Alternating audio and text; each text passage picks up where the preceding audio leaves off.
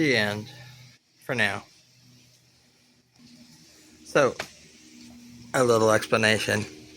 There's a beehive at the base of this tree, and a buddy and I are waiting for them to cut down a whole bunch of it so we can remove the bees in the city of Hutto, Texas.